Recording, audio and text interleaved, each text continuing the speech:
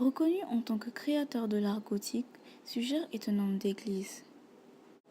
Il est né en 1080 ou 1081, près de Saint-Denis, et meurt le 13 janvier 1151. Fils de paysan, cet homme va connaître une ascension sociale fulgurante. Tout d'abord, quand il avait 10 ans, il était abbot, c'est-à-dire qu'il était confié à un monastère. Par la suite, il devient prévôt, puis plus tard abbé. Dès sa nomination en tant qu'abbé, Suger va entreprendre de faire respecter les droits de l'abbaye. C'est au sein de l'abbaye de Saint-Denis que Suger était le premier conseiller et en même temps le régent du roi Louis VI le Gros, l'héritier du trône de France. Grâce à cela, le simple fils de paysan allait devenir l'homme le plus puissant du royaume. Cependant, Suger était un homme puissant et craint. Par ses talents et ses qualités humaines, il allait devenir un homme remarqué et remarquable. Il avait aussi une passion, celle de l'architecture, qu'il va mettre au service de ses goûts pour la reconstruction du sanctuaire. Dès 1135, il décide de reconstruire le vieil édifice de l'époque carolingienne pour en faire un bâtiment digne du royaume capétien.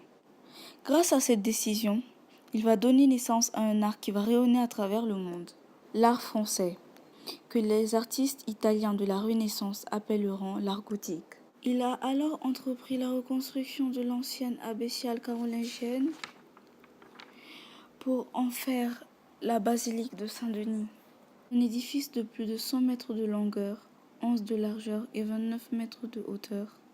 Elle possède une imposante façade de 3 portails. La basilique de Saint-Denis fut le premier édifice représentant une rousacre au-dessus du portail central. Les vitraux furent réalisés par Suger. Il voulait rendre la basilique transparente grâce aux vastes baies vitrées, laissant passer la lumière. Car Dieu, lui, est lumière. Comme il l'a si bien dit lui-même, je cite, « Je l'ai construit en 3 ans, 3 mois et 3 jours. » Suger voulait aussi que les peuples des villes puissent participer aux offices. Il comprend qu'ils doivent voir pour croire. Il s'agit de montrer la gloire de Dieu sur terre et de faire percevoir aux gens qui viennent en pèlerinage.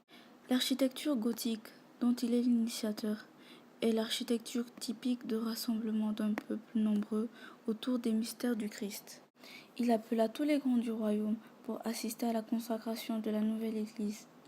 Les évêques étaient éblouis par l'œuvre. Suger fut ainsi un personnage qui incarne une église puissante, influente et répressive.